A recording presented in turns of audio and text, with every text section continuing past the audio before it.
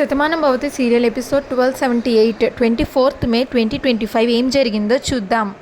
కార్తిక్ ఈ రోజుల్లో ల్యాప్టాప్ చేతిలో ఉంటే చాలు మావయ్య, ఎక్కడున్నా వర్క్ జరిగిపోతుంది అని కార్తిక్ అంటే, అలా కాదు బాబు అని వాసు అంటే, ప్లీజ్ నాన్న వద్దు అని చెప్పొద్దు. నిన్న రాత్రే అన్నయ్య మీరు ఊరు వెళ్తున్నారు అని చెప్పారు. మేమందరం కలిసి ఈ నిర్ణయం తీసుకున్నాం. వాళ్ళు కూడా మిమ్మల్ని అంటి పెట్టుకుని ఉంటే మీరు ఒంటరిగా ఉన్నారు అన్న బాధ మాకు ఉండదు, మీ తోడుగా ఉన్నారన్న సంతోషం వాళ్ళకి ఉంటుంది అని అంటుంది భాను.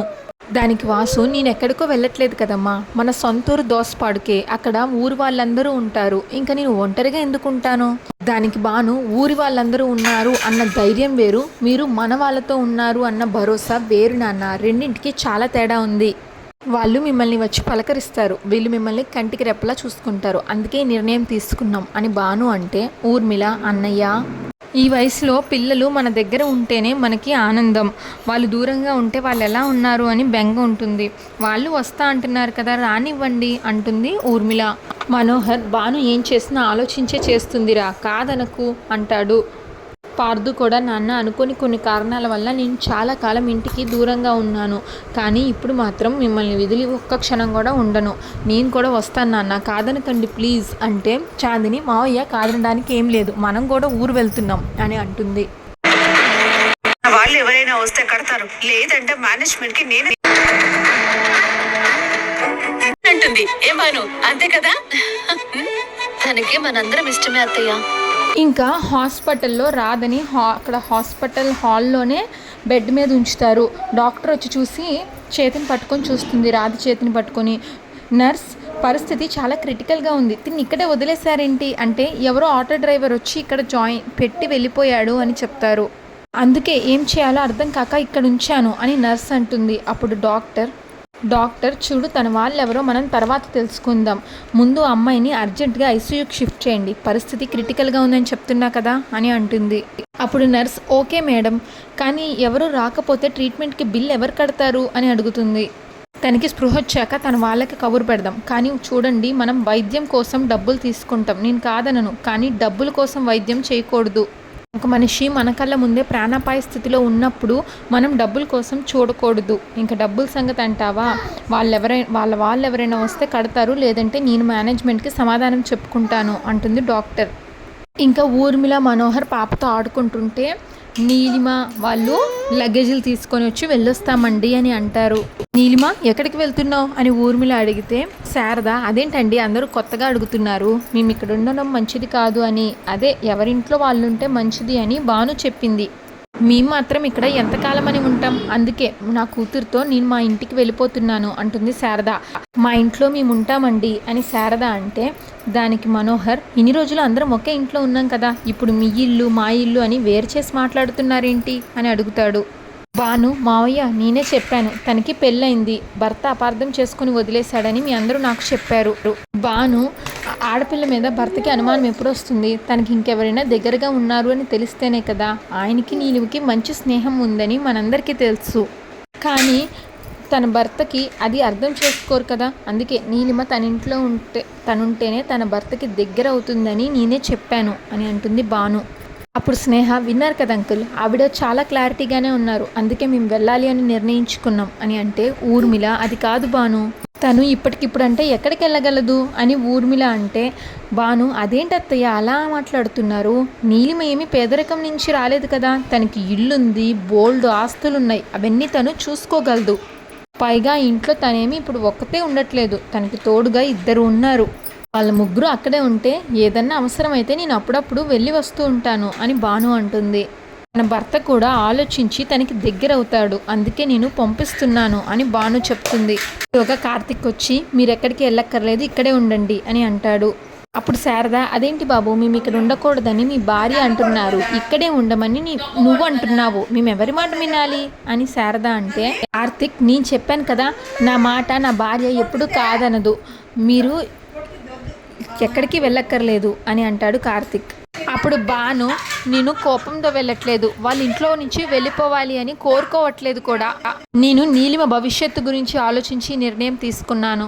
అప్పుడు కార్తిక్, చూడు భాను, నీలిమ నా స్నేహితురాలు, తను అమెరికా నుంచి నా కోసమే వచ్చింది, వాళ్ళ మావయ్య ఉన్నప్పుడు కూడా తను ఈ ఇంట్లోనే ఉండేది, ఇన్ని రోజులు ఇక్కడే ఉంది. ఇప్పుడు వాళ్ళని పంపించేస్తే మేమంతా ఎంత స్వార్థపరులం అవుతాం. ఇన్ని రోజులు ఆ అమ్మాయిని ఇంట్లో ఉంచి ఇప్పుడు అవసరం తీరిపోయింది కదా అని పంపించేశారా అని నలుగురు నానా మాటలు అంటారు. ఆ మాటలు నా కుటుంబం మీద పడడం నాకు ఇష్టం లేదు. మరీ ముఖ్యంగా నువ్వు తిరిగి వచ్చాక నీలిమని ఇంట్లో నుంచి పంపించేస్తామని నీ మీద నింద వేస్తారు. అది నాకు అస్సలు నచ్చదు. అందుకే పరిస్థితి ఏది ఏమైనా సరే నీలిమ, శారదా గారు, స్నేహ ఇక్కడే ఉంటారు అంటాడు కార్తిక్. బాను అది కాదండి, నేను చెప్పేది ఒకసారి వినండి అంటుంటే ఊర్మిళ, చూడు బాను, కార్తిక్ ఆలోచించేది కూడా కరెక్ట్గానే ఉంది. వాడు తీసుకున్న నిర్ణయంలో నాకు ఎక్కడ ఏ తప్పు కనిపించట్లేదు. నీలిమ ఇక్కడ ఉండడమే కరెక్ట్. ఇప్పుడు వాళ్ళు అక్కడికి వెళితే ఖచ్చితంగా నలుగురు నానా మాటలు అంటారు. వాళ్ళకి అవకాశం ఇవ్వద్దు. అప్పుడు మను, అవునమ్మా, నువ్వు నీలిమ విషయంలో గొప్పగానే ఆలోచించావు, నేను కాదనడం లేదు. కానీ తను ఆ ఇంటికి వెళ్ళడం వల్ల నీలిమ పరిస్థితుల్లో గొప్ప మార్పు ఏమీ రాదు కదా. అన్ని విషయాలు ముందు ముందు తెలుస్తాయమ్మా, అప్పుడు ఏం చేయాలన్నది నిర్ణయిస్తాం అని అంటాడు మను. వాళ్ళు ఇక్కడ ఉండడమే మంచిది అనిపిస్తుందమ్మా. అమ్మ మీరు లోపలికి వెళ్ళండి, నీలిమ తీసుకెళ్ళు అని అంటాడు మను. ఇప్పుడు శారద అమ్మాయి మౌనంగా ఉందంటే అందరి మాటలను అంగీకరించింది అని అర్థమవుతుంది. మీ అందరూ ఎంత మంచి వాళ్ళండి, మేము వెళ్తామంటే ఆపి ఇక్కడే ఉంచారు, చాలా సంతోషం అని అంటుంది. ఇంకా బాను చాలా కోపంగా ఉంటుంది. మరో పక్కన అజయ్ పూర్తిగా కోలుకుంటాడు. తను లెగిసి కూర్చుంటాడు కూడా. అజయ్ ఆలోచిస్తుంటే దేవమ్మ, ఏంటి నాన్న ఇంకా దేని గురించి ఆలోచిస్తున్నావు అంటే, అమ్మ నువ్వు పెరోల్ మీద బయటకు వచ్చి కూడా నన్ను ఒక చంటి పాపను కాపాడుకున్నావు. ఎన్ని జన్మలు ఎత్తినా నీ రుణం తీర్చుకోలేనమ్మా అని అజయ్ అంటే, దేవమ్మ తల్లి రుణం బిడ్డలు తీర్చుకోవడం ఏంటమ్మా, నువ్వు నా రక్తానివి, నా ప్రాణానివి. నా ప్రాణాన్ని నేను కాపాడుకున్నాను, అందులో గొప్పేముంది అంటే, లేదమ్మా నువ్వు పెద్ద రౌడీ, ప్రాణాలంటే నీకు లెక్కలేదని అందరూ అనుకుంటున్నారు. నువ్వు చాలా గొప్ప అమ్మవి. ఆ నీలిమ వల్ల నేను మంచాన పడ్డాను, నోట్లో మాట రావడం లేదు, కాళ్ళు చేతులు కూడా కదపలేకపోయాను, బతుకున్న శవంలాగే ఉన్నాను. అలాంటి నన్ను మళ్ళీ మామూలు మనిషిని చేసావమ్మా. ఎటువంటి పరిస్థితుల్లో ఆ నీలిమని వదలకూడదు అంటాడు అజయ్. అది మనల్ని అన్యాయం చేయడమే కాదు, దేవాలయం ఇంట్లో అది తలదాచుకుంటూ అరాచకం సృష్టిస్తుంది అని కూడా నాకు తెలుసు అంటాడు అజయ్. అందుకే దానికి తగిన బుద్ధి చెప్పాలి అంటే, దేవమ్మ తప్పకుండా చెప్దాం, అంతకంత బదులు తీర్చుకోకుండా ఎలా ఉంటాను. ఈలోగా భాను కార్తిక్ వస్తుంటే అజయ్, భాను కార్తిక్ వాళ్ళు వస్తున్నారు, వాళ్ళ ముందు ఏమీ మాట్లాడకు అని అంటే, అలాగే అమ్మా అంటాడు అజయ్. ఇంకా వచ్చి బాగున్నారా, మీ ఇంట్లో ఎలా ఉంది అని అడిగితే, బాగున్నాను సార్, ఇన్ని రోజులకి నేను బ్రతుకుతాను అని నమ్మకం వచ్చింది అంటాడు అజయ్. అప్పుడు భాను, చూడండి, ఒకప్పుడు మీరు ఏ చెడ్డ పనులైనా చేసి ఉండొచ్చు, కానీ ఇప్పుడు మారిపోయిన వాళ్ళ మీద ఎవరు కోపాన్ని పెంచుకోరు. తప్పకుండా మీకు మంచి జరుగుతుంది అని అనుకున్నాను, మీకు అలాగే జరిగింది అని భాను అంటే, దేవమ్మ భాను ఇప్పుడు నీ ఆరోగ్యం ఎలా ఉంది అని అడుగుతుంది. భాను, అసలు నాకేమైందని, మీ అందరూ ఎందుకు నా గురించి ఇంతలా ఆలోచిస్తున్నారు, మా ఇంట్లో కూడా అలానే చేస్తున్నారు, నాకేదో ఆరోగ్యం బాగోలేదని, నాకు ఎలాంటి విషయాలు తెలియకూడదని నీలిమకు పెళ్ళైన విషయం కూడా నా దగ్గర దాచారు అని అంటుంది భాను. ఇప్పుడు కార్తిక్ చెప్పొద్దు అని సైగ చేస్తాడు దేవమ్మకిను అజయ్కి. అజయ్, నీలిమకి పెళ్ళైందని మీకు తెలిసిందా అని అడుగుతాడు. తెలిసింది, పెళ్ళి అవ్వడమే కాదు వాడు నీలిమని వదిలేశాడంట, నీలిమ మీద కోపాన్ని పెంచుకుని నీలిమకి దూరంగా ఉంటున్నాడు అని తెలిసింది అని అంటుంది భాను. నీలిమ ఎంత చెడ్డదైనా తనకి పెళ్ళైన భర్త తనని వదిలేశాడంటే నాకు ముందు జాలి వేసింది, కానీ తర్వాత తన బుద్ధి ఏంటో తెలుసు కదా, తనకి ఇలానే జరుగుతుంది అని నేనేమీ మాట్లాడలేకపోయాను అంటుంది భాను. కానీ అదంతా నాకు తెలిస్తే నాకేదో అయిపోతుందని భయపడి వీళ్ళందరూ ఇన్ని రోజులు విషయాన్ని నా దగ్గర దాచారు, గొడవ వల్ల అది బయటపడింది అని అంటుంది భాను. అప్పుడు దేవమ్మ, పోనీలే అమ్మ, ఆ ఇంట్లో అందరూ నీ గురించే కదా ఆలోచిస్తున్నారు, నువ్వు బాధపడకూడదని ఇదంతా చేసుంటారు, ఇంకా ఆ విషయాలు ఎందుకు, వదిలే అంటుంది దేవమ్మ. కార్తిక్ బాగా చెప్పారు దేవమ్మ, భానుకి నేను చెప్తుంటే అర్థం కావట్లేదు, కనీసం నువ్వైనా నచ్చ చెప్పు అంటే, భాను నాకెవ్వరూ నచ్చ చెప్పక్కర్లేదు, నీలిమ విషయంలో ఎవరేం చెప్పినా కూడా నీలిమ ఏంటో నాకు తెలుసు, దేవమ్మకు కూడా నీలిమ గురించి బాగా తెలుసు కదా దేవమ్మ అని అంటుంది భాను. భాను, అవును అజయ్, నీకు ఇంతలా జరిగిందంటే ఆ రోజు ఏదో జరిగింది, గొడవ జరిగిందని అందరూ అనుకుంటున్నారు, ఇంతకీ ఆ రోజు ఏం జరిగింది అని అడుగుతుంది భాను. అప్పుడు అజయ్, నేను ఆ రోజు మేడ మీద ఉన్నాను, మెట్లు దిగుతున్నప్పుడు నూనెదో ఉన్నట్లుంది, జారి పడిపోయాను, అలా పూర్తిగా మంచానికి పరిమితమైపోయాను అని అజయ్ చెప్తాడు. అప్పుడు భాను, సరే ఇకనైనా జాగ్రత్తగా ఉండు, పాపం దేవమ్మ నిన్ను ఎంతగానో కాపాడుకుంది, అలాంటిది బయట తిరగడం అలాంటివి చెయ్యకు, జాగ్రత్తగా ఉండు అని భాను చెప్తే, లేదమ్మా నేను కోలుకున్నాక మిమ్మల్ని చూడడానికి ఒకసారి రావాలి అనుకున్నాను, కానీ మీరే వచ్చారు, నాకు చాలా సంతోషంగా ఉంది. అప్పుడు భాను చెప్పాను కదా అజయ్, నువ్వెక్కడికి బయటికి రావద్దు అని, నువ్వు మా గురించి బాగా ఆలోచించావని అందరూ చెప్పారు. దేవమ్మ కూడా 2-3 సార్లు మా ఇంటికి వచ్చినప్పుడు నీ గురించే బాధపడింది. నువ్వు కోలుకున్న విషయం రాత్రి అత్తయ్య చెప్పారు, అందుకే చూడ్డానికి వచ్చాం అంటుంది భాను. ఇంకా దేవమ్మ వెళ్ళొస్తామంటే రాక మా ఇంటికి వచ్చారు. ఈ పూట ఇక్కడ భోంచేసి వెళ్ళండి అంటే దేవమ్మ ఇప్పుడు చూసి వెళ్దామని వచ్చాం, ఈసారి వచ్చినప్పుడు తప్పకుండా చేస్తాం, వెళ్ళొస్తామని చెప్తారు భాను వాళ్ళు.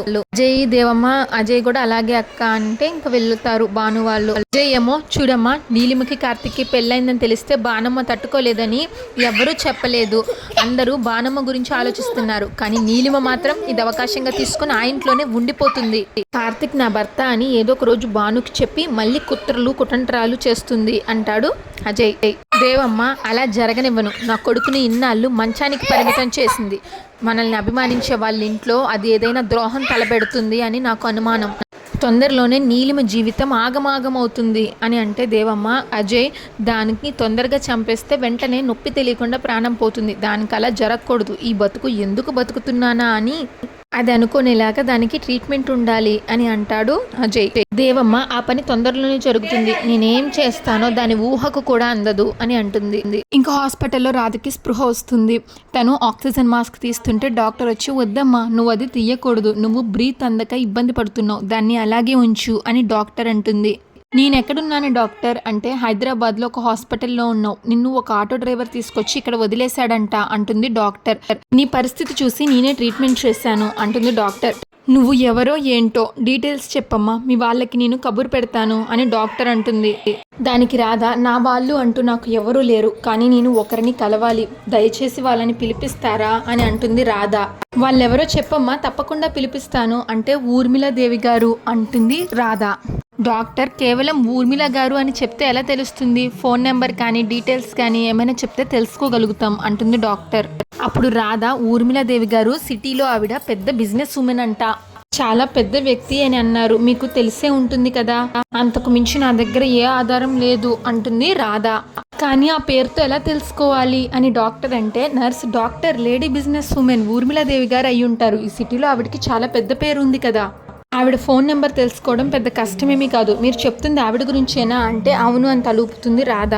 నర్సు డీటెయిల్స్ కనుక్కుంటే భాను ఫోన్ నెంబర్ తెలుస్తుంది, భానుకి ఫోన్ చేస్తుంది నర్సు. ఊర్మిళ ఫోన్ రింగ్ అవుతుంటే భాను వచ్చి లిఫ్ట్ చేస్తుంది ఊర్మిళ ఫోన్. అప్పుడు అత్తయ్య గారు ఏదో పనిలో ఉన్నట్టున్నారు, మీరు ఫోన్ ఎవరో చూడండి అంటే నెంబర్ ఉంటుంది.